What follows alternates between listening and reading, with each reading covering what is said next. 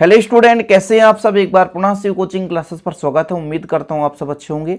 Class 12 chemistry NCERT chapter second में एक महत्वपूर्ण टॉपिक है हेनरी का नियम, जिसे हमने चैप्टर सेकंड में नहीं कराया था। 2023 का बैच चल रहा है प्यारे बच्चों। इसमें जो आपका चैप्टर है 3 चल रहा है और हम चैप्टर 3 के पहले हमने आपको बोला था कि कुछ टॉपिक यदि छूट जाता है तो बाद में कवर करा देंगे। तो आज हम हेनरी का नियम यहाँ पर आपको समझाने वाले हैं बहुत सिंपल तरीके से। सबसे पहले तो समझिए क्वेश्चन कैसे आता है कि हेनरी का नियम लिखिए, इसकी सीमाएं और अनुप्रयोग। तो कभी कभी हेनरी का नियम और सीमा पूछा जाता है, कभी कभी प्यारे बच्चों हेनरी का नियम तथा इसकी उपयोगिता। तो इसके बारे में बेहतर समझना है। एक क्वेश्चन यहाँ से बनता है कि विंडस नामक बीमारी क्या है, कैसे उत्पन्न होती है। तो यहाँ पर आप सीखोगे। व्हाइट बोर्ड में रेगुलर क्लासेस चल रही थी, लेकिन थोड़ा सा कुछ प्रॉब्लम है, इशू है लाइट का प्यारे बच्चों। और इस टाइम पे वीडियोज ना आने के कारण है गले में खरखस और सर्दी खांसी, इस कारण से थोड़ा सा वीडियो नहीं आ रहा। तो आप चिंता ना करें, चलिए शुरू करते हैं। हेनरी का नियम प्यारे बच्चों, हेनरी का नियम है क्या, हेनरी ने किस के आधार पर अपना नियम दिया। तो जैसे आप समझते होंगे कि पेय पदार्थ जैसे कोका कोला, स्प्राइट वगैरह, तो कभी आप देखे होंगे कि इसमें जब भी हम इसको खोलते हैं, यानी ऊपर का जो हमें कवर खोला जाता है, तो ये अंदर से भाई साहब तेज झाग क्यों आता है।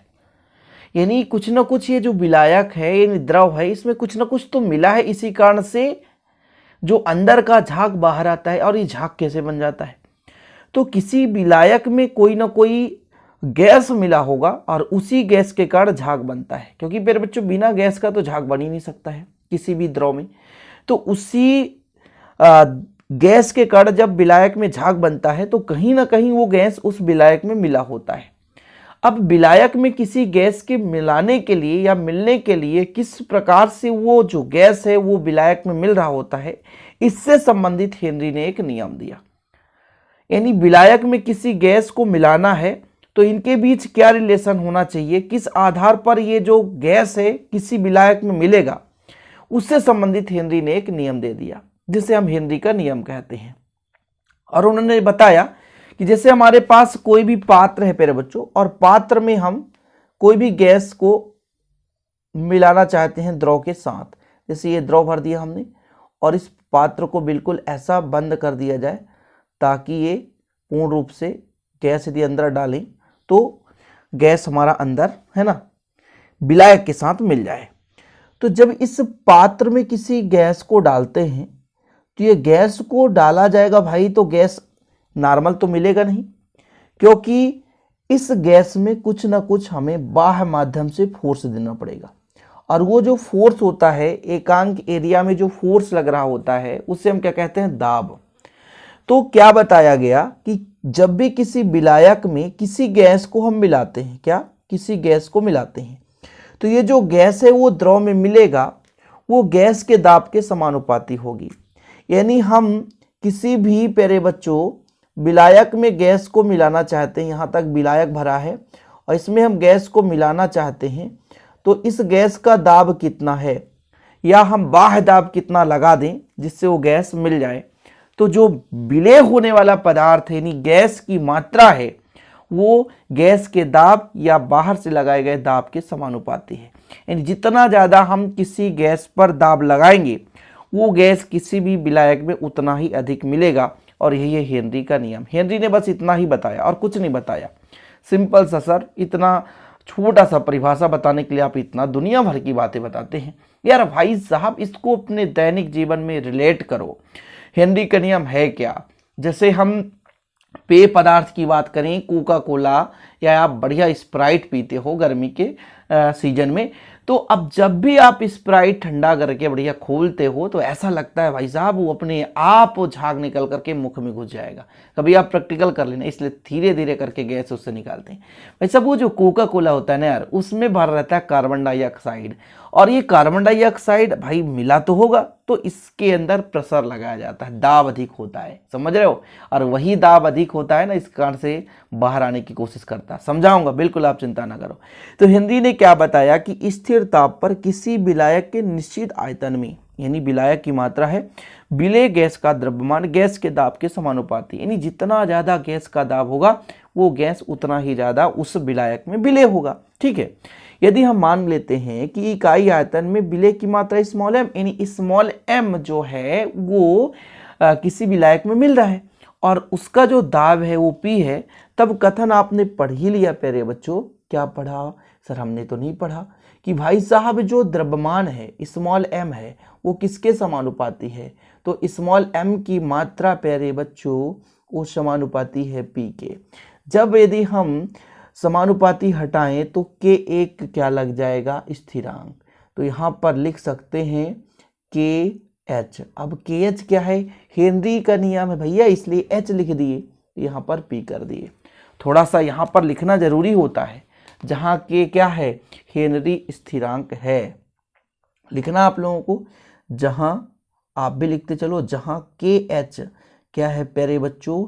हेनरी स्थिरांक है, हेनरी स्थिरांक है। ठीक है, चीजें क्लियर हो गई।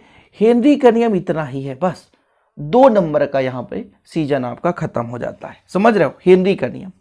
अब क्वेश्चन यहां तक ही सीमित नहीं रहता भाई, इसकी शर्त बोल दे, इस नियम की सीमाएं लिखो। तो आप लोगों को थोड़ा सा हेडिंग लगाना है, हेनरी के नियम की सीमाएं, हेनरी की नियम, हेनरी के नियम की सीमाएं, ऐसा लिखो, के नियम की सीमाएं। कुछ सीमाएं कैसे, मतलब समझ में नहीं आया सर ये है क्या? भाई एक निश्चित कंडीशन है कि भाई बच्चा स्कूल तभी तक जा सकता है जब तक उसका फीस जमा है। यदि फीस जमा नहीं रहेगा तो बच्चे को स्कूल से भगा दिया जाएगा। मतलब हेनरी का नियम कुछ ना कुछ एक निश्चित सीमा पर लगेगा, यदि वो सीमा नहीं है तो हेनरी को वहाँ से भगा देंगे। यानी भाई किसी गैस के लिए किसी द्रव में जब हम मिला रहे होते हैं तो एक निश्चित सीमा पर हेनरी का नियम भी सेटिस्फाइड होगा, अन्यथा हेनरी के नियम को भगाओ।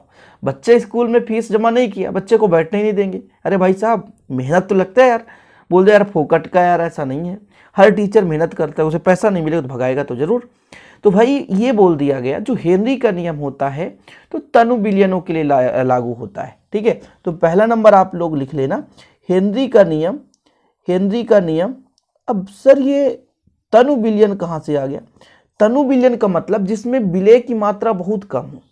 हेनरी का नियम तनु विलयनों के लिए लागू होता है, तनु विलयनों के लिए लागू होता है। ठीक है, क्लियर है?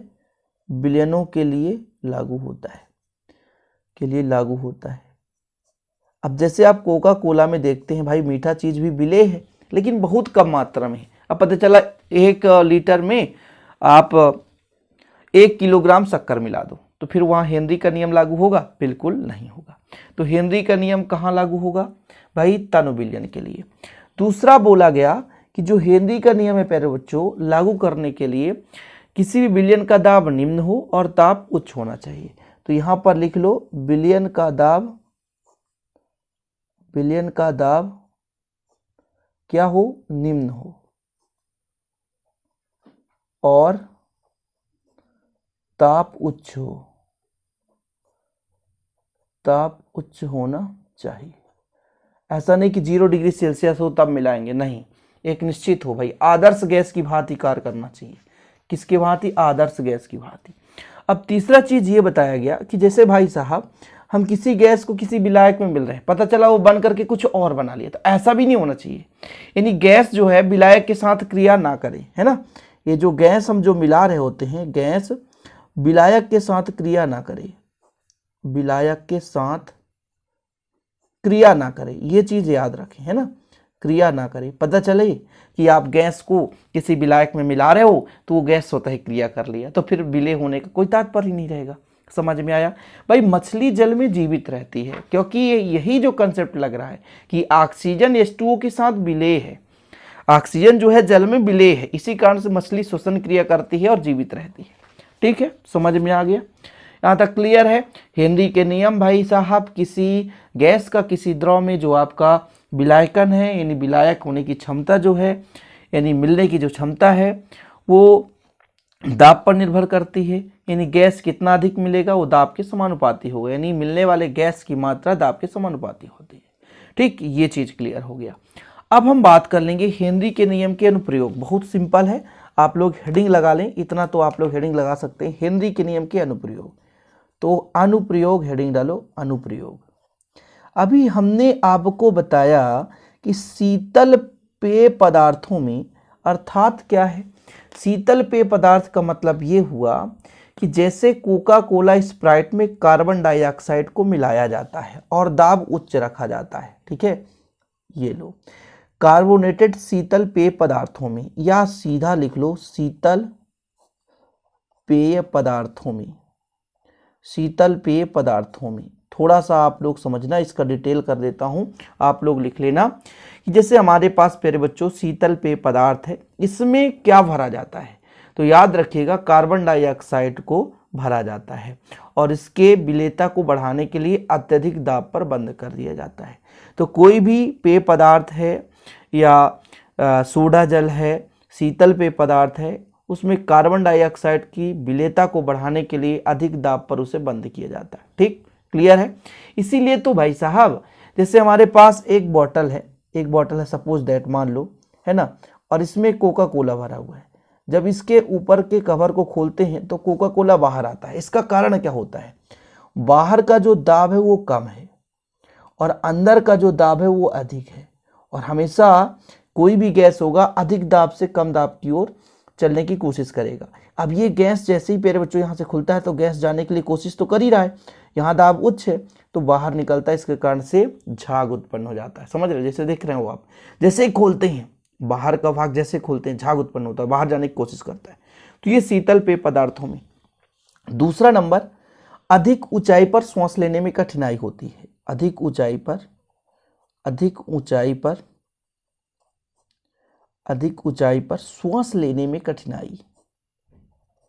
श्वास लेने में कठिनाई, क्यों? देखो, जैसे जैसे हम ऊपर जाते हैं भाई साहब तो भाई दाब कम होता है। अब नीचे नॉर्मल है, ऑक्सीजन अच्छे तरीके से मिल गया, हमारे शरीर के हर भाग में मिल गया, है ना। कहने का मतलब ऑक्सीजन जब रक्त के साथ अच्छे से मिलेगा तभी तो श्वसन की क्रिया कंप्लीट कहलाएगी प्यारे बच्चों, तभी तो हमारे अंदर एनर्जी रिलीज होगा। अब यदि हमारे शरीर में जो रक्त है उसमें ऑक्सीजन अच्छे तरीके से नहीं मिल पा रहा है तो फिर क्रिया शरीर में नहीं होगी, अंदर श्वसन की क्रिया जो भी हो रही है ना। तो जैसे जैसे हम ऊपर की ओर जाते हैं तो वहाँ पर दाब कम हो जाता है और दाब कम होने के कारण जो ऑक्सीजन है रक्त में अच्छे तरीके से नहीं मिल पाता। और इसी कारण से जब व्यक्ति ऊपर चढ़ता है पर्वतों पर तो वहाँ पर कमजोरी आभास होता है, दर्द हो जाती है और मुख्य रूप से सबसे इसमें नुकसान है, सोचने की क्षमता कम हो जाती है। यानी स्पष्ट रूप से आप सोच नहीं सकते। यदि आपके शरीर में ऑक्सीजन की कमी हो गई है तो फिर अच्छे तरीके से सोच नहीं पाएंगे। ऑक्सीजन हमारे शरीर के हर पार्ट में पहुँचता है, मतलब जितने भी भाग हैं तो सभी भागों में पहुंचता है। वो किसके थ्रू, जैसे हम श्वसन क्रिया करते हैं ये ऑक्सीजन रक्त में मिलता है और रक्त के साथ फिर वहां पर ग्लूकोज को तोड़ता है और कार्बन डाइऑक्साइड में कन्वर्ट होता है, ये चीज़ है। तो शीतल पेय पदार्थ में समझ में आया, अधिक ऊंचाई पर जाने से दाब कम हो जाता है, ऑक्सीजन रक्त में सुचारू रूप से नहीं मिल पाता, जिसके कारण से लोगों को थकावट महसूस होता है, कमजोरी महसूस होता है, स्पष्ट रूप से सोचने की क्षमता कम हो जाती है। सबसे एक महत्वपूर्ण अनुप्रयोग है जिसे समझना बहुत जरूरी है प्यारे बच्चों, गहरे समुद्र में श्वास लेने में। थोड़ा तीसरा नंबर आप लिख लेना, गहरे समुद्र में